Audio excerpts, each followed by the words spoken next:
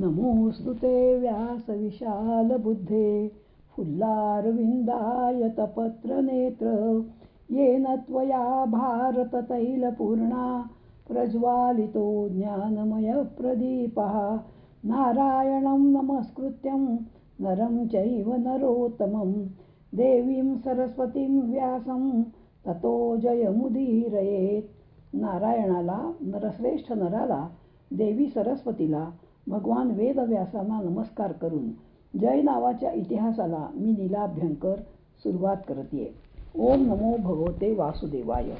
महाभारतातील व्यक्तिरेखेत आज आपण 9वी व्यक्तिरेखा पाहणार आहोत. आता पांडवांच्या बद्दलची माहिती आपण पाहणार आहोत. पांडव म्हटल्यावर डोळ्यासमोर पहिल्यांदा उभा राहतो ते युधिष्ठिर. कुंतीचा हा ज्येष्ठ पुत्र युधिष्ठिर. गर्भधारणेसाठी कुंतीने शाश्वत धर्माचे म्हणजेच यमधर्माचे आवाहन केले. यमधर्माला तिने सत्वर बली अर्पण केला व दुर्वास मुनीने जो मंत्र तिला दिला होता त्या मंत्राचा विधिवत जप केला. साक्षात यमधर्म सूर्यासमान तेजस्वी असलेल्या आपल्या विमानात बसून कुंतीसमोर आला.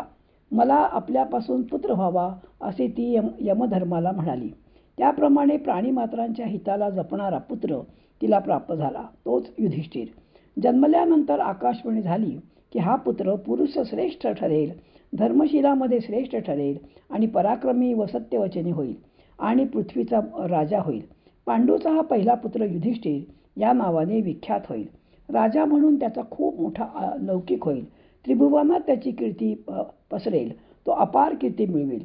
दैदिप्यमान तेजाने तो युक्त होईल व सदाचार संपन्न होईल. अशा प्रकारचा धर्मशील पुत्र प्राप्त झाल्यावर पांडू आणि कुंतीला अतिशय आनंद झाला. त्यांचा वर्ण केतकीसारखा गौर असून मोठे नेत्र, नाक किंचित मोठं, त्यांचे डोळे आरक्त असून शरीर किंचित कृश असे होते, असे महाभारतामध्ये वर्णन केलेले आहे. युधिष्ठिरांची योग्यता दुर्योधन, शकुन्यांसारख्या शत्रूंनी देखील वर्णन केलेली आहे. उत्तरायणाची वाट पाहत असलेल्या शरपंजरी भीष्माचार्यांकडे धर्म अधर्म युधिष्ठिराने समजावून घ्यावा असे कृष्णाला खूप वाटत होते आणि त्याप्रमाणे युधिष्ठिर गेले. त्यांनी प्रथम प्रश्न विचारायला सुरुवात केली व त्यांच्याविषयी स्वतः भीष्माचार्यांनी श्रीकृष्णाकडे जे उद्गार काढले आहेत ना, ते मोठे लक्षणीय आहेत. ते म्हणतात, जो महाभाग धर्मात्मा आणि राजश्रेष्ठ जन्मल्याबरोबर सर्व ऋषींना अत्यंत आनंद झाला त्या पांडवाने मला नक्की प्रश्न विचारावेत. तळपत्या यशाच्या व सर्व धर्माचरण करणाऱ्या कौरवांत ज्याच्या योग्यतेचा कोणीही नाही त्या युधिष्ठिराने मला प्रश्न विचारावेत. धैर्य, इंद्रिय दमन, ब्रह्मचर्य, क्षमा, धैर्य, ओज व तेज हे ज्यांचे नित्य गुण आहेत व आपले संबंधी अतिथी, भृत्य आणि आश्रित यांचा जो सत्कारपूर्वक सन्मान करतो त्या पांडवाने मला प्रश्न जरूर विचारावेत. सत्य, दान, तपश्चर्या, शौर्य, शांती, क्षमता, मनाचा मुळीच गोंधळ होऊ न देणे या सर्वच गोष्टी ज्यांच्या स्वभावतःच आहेत. काम, मनाचा गोंधळ, भय व लाभालाभाची कल्पना यापैकी कोणत्याही कारणास्तव जो कधीही अधर्म करणे शक्य नाही, सज्जनांना ज्याच्या जवळून कधीही विन्मुख जावे लागत नाही, अशा धर्मराजाने मला अवश्य प्रश्न विचारावेत. यज्ञ, अध्यापन हा ज्यांचा नित्य स्वभाव आहे, धर्मावर ज्याचे अत्यंतिक प्रेम आहे व वेदांचे रहस्य ज्याला पूर्णपणे माहीत आहे त्या पांडवाने मला नक्की विचारावेत. हे स्वतः भीष्माचार्यांनी केलेले युधिष्ठिरांचे वर्णन वाचून अतिशय आनंद होतो. मनुष्य जीवनाचे वाङ्मयीन प्रतिबिंब म्हणजे महाभारत आहे. युधिष्ठिराचा जन्म जंगलात झाला. खरं तर पांडू सम्राटाचा मुलगा आहे हे जाणून त्याला भेटण्याकरता धृतराष्ट्र गांधारीने जायला हवे ते, कारण त्यांच्या कुळातला हा पहिला पुत्र आहे. पांडवांचं बालपण जंगलात ऋषीमुनींबरोबर झाल्याने उत्तम संस्कार त्याच्यावर झाले. पांडूच्या मृत्यूनंतर कुंती आपल्या 5 मुलांना घेऊन हस्तिनापूरला गेली आणि त्यावेळी युधिष्ठिर 16 वर्षाचा व दुर्योधन 14 वर्षाचा होता. खरा नागरिक म्हणायचं, खरा युवराज युधिष्ठिर आहे असे सगळे नागरिक म्हणायचे. सर्व नागरिक पांडूचे खूप कौतुक करायचे. दुर्योधनाला वाटायचं माझे वडील राजा व त्यानंतर मी राजा होणार. पण सत्य दुर्योधनाला कळल्याने तो अतिशय चिडला व द्वेष वाढला. वैर तीक्ष्ण झालं. लहान वयात जर त्यांचे एकमेकांकडे येणं जाणं झालं असतं तर त्यांच्यामध्ये प्रेम निर्माण झालं असतं, तर ही वेळ मुळे आलीच नसती. आता कौरव पांडवांचा रंगमंच तयार झालाय. दुर्योधनाच्या मनात कायम पांडवांना नष्ट कसे करायचे एक विचार सतत सुरू असायचे. सतत होणारे पांडवांचे यश पाहिल्यावर सर्व प्रजाजन म्हणायचे, युधिष्ठिरच राजा होण्याचा खरा लायकीचा आहे. शेवटी धृतराष्ट्राने युधिष्ठिराला युवराज पदावर बसवले. राजा या नात्याने युधिष्ठिर अत्यंत आदर्श होते. भगवान श्रीकृष्णांसमोर जे राज्याचे आदर्श होते ना, त्याप्रमाणेच युधिष्ठिर होते. धैर्य, स्थिरता, दयामय अंतःकरण, विनय, सर्वांवर प्रेम करणे, सहिष्णुता इत्यादी गुणांनी युधिष्ठिराने आपल्या पित्याची कीर्ती झाकून टाकली. हे सर्व पाहून लोक आपापसात बोलू लागले की युधिष्ठिराला सर्व राज्य का बरं मिळू नये. एखाद्या प्रौढ आदर्श व्यक्तीप्रमाणे ज्याचे शील आहे व सत्य व कारुण्य याची जो केवळ मूर्ती आहे, अशा तरुण युधिष्ठिराला आपण राजा केले पाहिजे. अशा प्रकारे युधिष्ठिर खूप लोकप्रिय झाला होता आणि हीच लोकप्रियता कौरवांच्या डोळ्यात खुपत होती. शेवटी दुर्योधनाने युक्तीने पांडवांना वारणावतात पाठवण्याचे धृतराष्ट्राच्या संमतीने ठरवले. धृतराष्ट्राने वारणावताचे खूप कौतुक केले. शेवटी पांडवांनी तिथे जायचे पक्के केले. कितीही लपून छपून आराखडे लक्षगृहातले दुर्योधन आखले असले ना, तरी चतुर आणि चाणाक्ष विदुरांना ती बातमी समजली. त्यांचे व युधिष्ठिराचे बोलणे यावनी भाषेत झाले. अगदी हळूहळू चालता चालता ते दोघंजण बोलत होते. चाणाक्ष कुंतीने ते मात्र टिपले व विचारले, हळूहळू आवाजात विदुर तुझ्याशी काय रे बोलत होता व तुम्ही सर्व ध्यानात आले असे म्हणाल, ते काय होते रे? धर्मराजा, सांग मला. याला म्हणतात मा. धर्मराजाला माहीत होते की आपली आई ही महान आहे. धर्मराज म्हणाला, वारणावतामध्ये ज्या घरात तुम्ही राहणार आहात त्या घराला आग लागणार आहे, पण त्या आगीतून बाहेर येण्यासाठी सर्व युक्त्या तुम्हाला समजतील. जितेंद्रिय पुरुषालाच पृथ्वीचे आधिपत्य प्राप्त होत असते असे काका मला म्हणाले आणि यावर सर्व ध्यानात आले असे मी उलट बोललो. लाक्षागृहातून भुयार खणून पांडव सही सलामत बाहेर पडले व त्यांनी ब्राह्मण वेश धारण केला. द्रौपदी स्वयंवरानंतर पांडव प्रगट झाल्यावर पौरजनांनी ते हस्तिनापुरात आल्यावर त्यांचे जंगी स्वागत केले. नागरिक म्हणू लागले की स्वतःच्या नातलगांप्रमाणेच जो प्रजाचे परिपालन करत असे तो धर्मज्ञ पुरुष व्याघ्र युधिष्ठिर येत आहे. हा आमचे हित करील ह्यात मुळीच संशय नाही.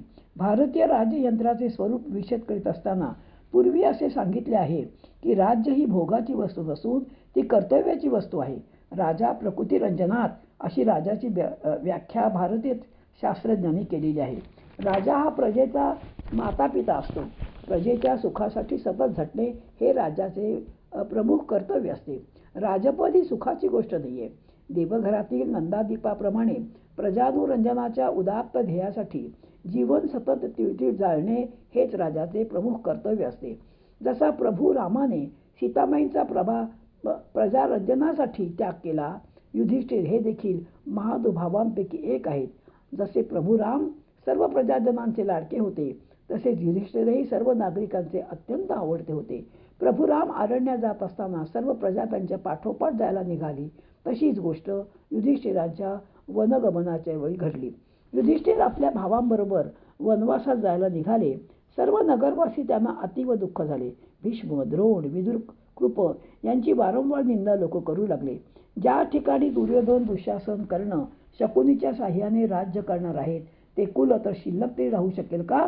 आमची घरदारं सुद्धा शिल्लक राहणार नाहीत. आचार परंपरा नाही, धर्म नाही, सर्व राज्याचे नियम पाळले जात नाही, त्या ठिकाणी कुठलं सुख आणि शांती असणार? आचार टाकलेला, स्वभावताच दुष्ट क्रूर असलेला गुरुद्रोही दुर्योधन कसले राज्य करणार? सर्वांनी आपली घरेदारे सोडली व वनात सर्व मिळून आले. लाज सोडून अधर्माने त्यांनी तुम्हाला जिंकले आहे. तुम्ही आमचा परित्याग करू नका. यावर युधिष्ठिर म्हणाले, माझ्या बंधूसहित मी सर्वांना विनंती करतो, जर आपल्या मनात आमच्याविषयी खरोखर स्नेह असेल तर तुम्ही आता परत जा. पितामह भीष्म, विदुर अशी माझी माता आणि आपले आप्त स्वकीय हस्तिनापुरात आहेत. तेही अत्यंत दुःखात आहेत. त्यांचे जाऊन परिपालन तुम्ही करा. आमच्याबरोबर तेही यायला तयार होते, पण शपथ घालून गोड बोलून त्यांना आम्ही थांबवले आहे. माझी ठेव म्हणून त्यांना सांभाळा व त्यांच्याविषयी आपल्या मनात प्रेम ठेवा. एवढे आपण आमच्याकरता केलेत ना, तर खरा मला आनंद होईल. प्रजाजनांचे केवढे प्रेम आणि श्रद्धा होती हे यावरून आपल्याला दिसून येते. वनवासात शेकडोच्या संख्येने ब्राह्मण चालत होते. पांडवांबरोबर तुम्हीही परत जा, आम्ही 12 वर्षे तुमच्याबरोबर येणार. धर्मराज म्हणाला, आम्ही वनवासी आहोत, तुमची व्यवस्था कशी करू? ब्राह्मण म्हणाले, काळजी करू नका, आम्ही आमची व्यवस्था करू, तुमच्यावर भार टाकणार नाही. इतके दिवस तुमच्या जीवावर जगलो, तप केले, वेदपठण शिकलो. आता इथे रोज प्रातःकाळचे आन्निक उरकले की आम्ही तुमच्यासाठी जपजाप्य अनुष्ठान करू, पुराण वाचून दाखवू, शास्त्रांचं निरूपण करू. तुमचं मनोबल उत्तम ठेवायचं काम आम्ही सर्व मिळून करू. जेव्हा माणसं डिप्रेशनमध्ये जातात त्यावेळी कथा, नामसंकीर्तन हाच उत्तम उपाय आहे. मनोबल टिकविण्यासाठी जप, पूजा, ब्राह्मण भोजन, यज्ञ करणं हाच उत्तम उपाय आहे. निष्काम भावनेने ब्राह्मण त्यांच्याबरोबर निघाले आहेत.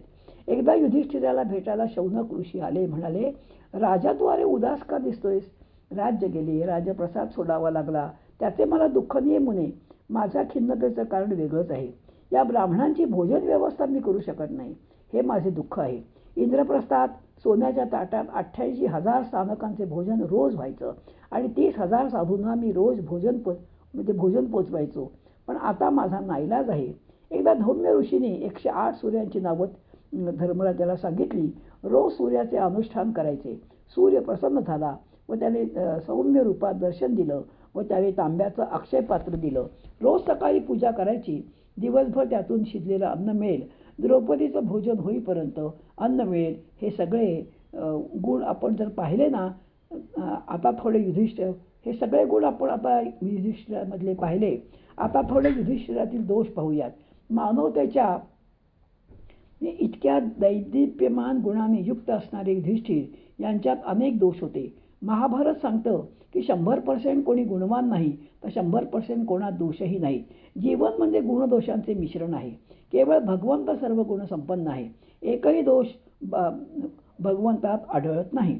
युधिष्ठिरांना शुद्ध धर्माची जाणीव होती, पण जगातील वैषम्यवाद आपत धर्माचा आश्रय केल्यापासून शुद्ध धर्म जगू शकत नाही हे त्यांना मुळी कधी कळलंच नाही. त्यांचे हृदय भावनानिष्ठ होते. साऱ्या भावना कोमल आणि रुजू होत्या. पितामह भीष्म, श्रीकृष्ण, महर्षी व्यास यांच्या उपदेशानेही युधिष्ठिरांचा शोक कधी जाऊच शकला नाही. त्यांचा शोक घालविण्यासाठी कृष्णाने पितामह भीष्मांकडे नेले. कृष्ण भीष्माला म्हणाला, धर्मराज, युधिष्ठिर अतिशय लज्जित झाला असून अभिशापाच्या भीतीने तुमच्याजवळ तो येत नाहीये. तुमच्यासारख्या तपस्वींचा पूज्य गुरुसमान असणाऱ्या चे शरीर बाणाने फाडल्याची त्याला खूप खंत वाटते. भीष्म म्हणाले, पूर्वज, पितामह, भ्राते, गुरु, बांधव हे कपटाने असत्याचरण करत असतील तर त्यांना क्षत्रियाने नक्की ठार मारावे आणि हाच धर्म आहे. आव्हान दिल्यावर क्षत्रियाने युद्ध करणे हाच त्याचा धर्म आहे. भीष्म निर्याणानंतर युधिष्ठिरला परत खूप दुःख झाले व तपस्येला जायचं तो बोलू लागला. त्यावेळी कृष्णाने त्याची कान उघाडणी केली. दया हा धर्म आहे, पण त्याचा अनाठायी वापर अयोग्य आहे. जयद्रथ धृतराष्ट्राचा जावई, त्याने एकदा पांडव नसताना द्रौपदीला पळवले. त्याच्यासारख्या नराधमाला ठारच मारायला हवे होते. भीम निघाला त्याला मारायला, पण दयेपोटी धर्मराजाने त्याला सोडून दिले. पुढे त्याने पांडवांना पराजयासाठी शंकराकडून वरदान मिळवले व अभिमन्यूला अरण्यात त्याचाही पुढाकार होता. कशी दया, अशी दया काय बरं कामाची? सर्व कौरव मेल्यावर एकटा दुर्योधन उरला. त्याला युधिष्ठिराने वचन दिले की तू चिलखत घालून ये व तू आम्हा 5 भावांपैकी कोण्या एका भावाला युद्धाचे आव्हान दे. कोणत्याही एका भावाला मारलेस तरी सर्व राज्ये तुला परत मिळेल. याचे औदार्य पाहून कृष्णही अत्यंत संतापले. म्हणाले, अरे, भीमाशिवाय तुम्ही 4 भावांपैकी त्याच्याशी कोण बरं मुकाबला करू शकेल? अरे, पुन्हा हे नवे द्यूतच तू आरंभ केले आहेस का? खरंच आहे, भीमाच्या अंगात जी ताकद होती ती ताकद ह्या इतर भावांमध्ये नव्हती. त्याच्यामुळे ह्याने असं वाक्य म्हटलं की द्वंद्वयुद्ध फक्त भीमच करू शकेल. नकुल, सहदेव, अर्जुन हे कसं बरं भीम म्हणजे द्वंद्वयुद्ध करतील? किती वेड्यासारखं हा त्यावेळेला धर्मराज बोलला. केवळ कणव आली म्हणून, पण ह्या क्षत्रियांकडे अशा प्रकारची कणव येणं योग्य नाही आहे. क्षत्रियांचं काम म्हणजे काय की अधर्माच्या विरुद्ध लढणं हे क्षत्रियांचं काम आहे आणि त्यामुळे त्याची कान उघाडणी कृष्णाने केलेली आहे.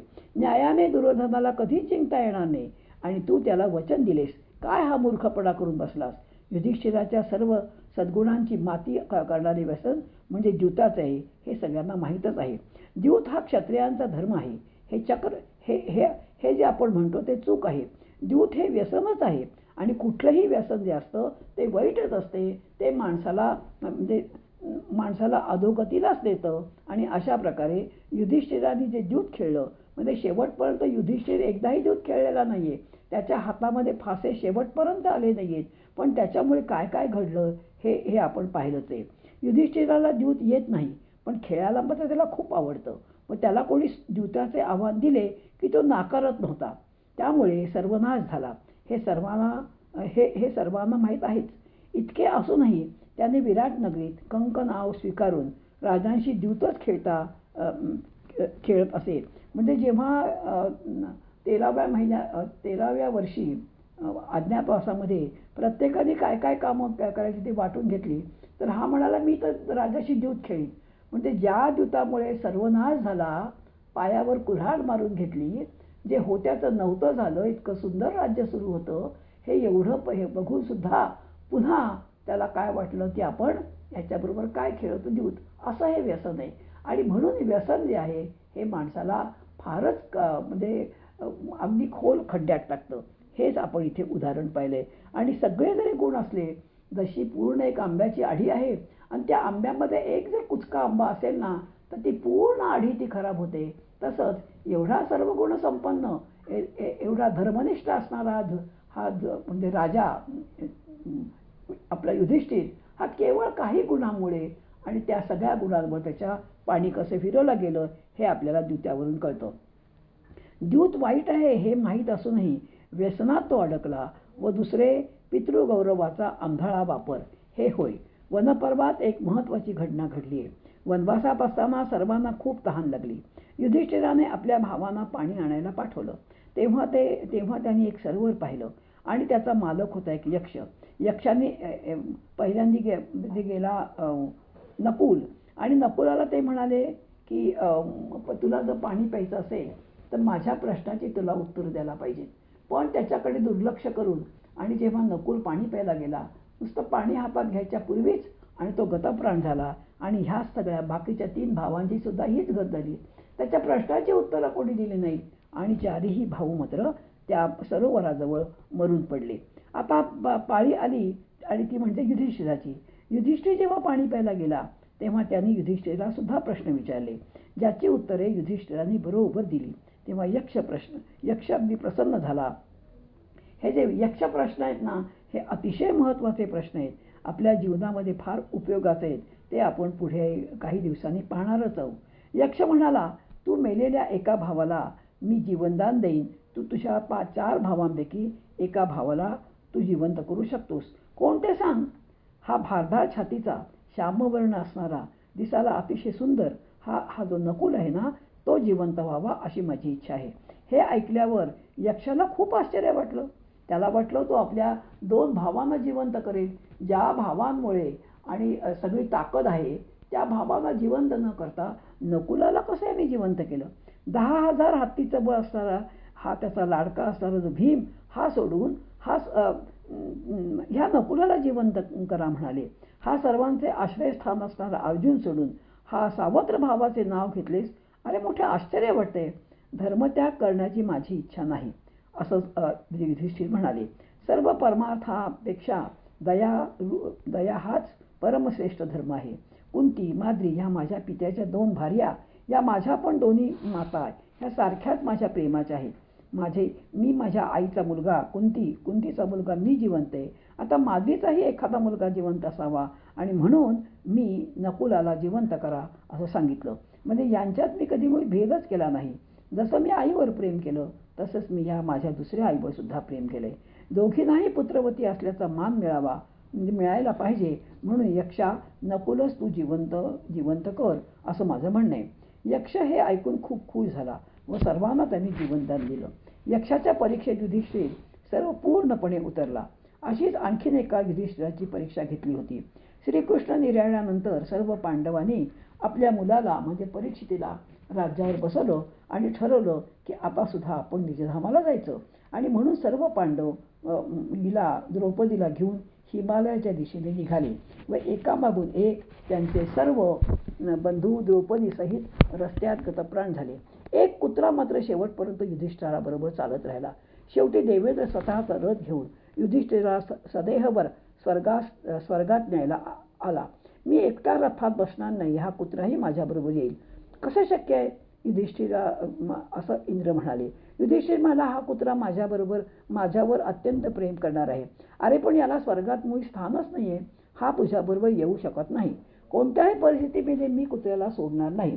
शेवटी धर्माच्या त्या अधिदेवतेने कुत्र्याचे रूप टाकून दिले व मूळ स्वरूप घेऊन धर्मराजाचे खूप कौतुक केले. राजा, तू खरंच शीलवान आहेस. स्वर्गात देखील तुझ्या योग्यतेचा पुरुष नाही. भूतमात्रांच्या बाबतीत तुझ्या अंतःकरणातील दया अगदी अपूर्व आहे. पूर्वी यक्ष प्रश्नाच्या वेळी मी तुझी परीक्षा घेतली होती. त्यावेळी सुद्धा तू भीमार्जुनाला सोडून नकुलाचे जीवनदान मागितले होतेस. यावरून तुझे औदार्य दिसून येते. यावेळी कुत्र्याच्या बाबतीत तशीच बुद्धी वापरलीस. या तुझ्या वैशिष्ट्यामुळे महाभारत तुझे आगळेवेगळे स्थान दिसून येते. अशा या कुंतीच्या ज्येष्ठ पुत्राला माझा नमस्कार असो. ओम नमो भगवते वासुदेवाय.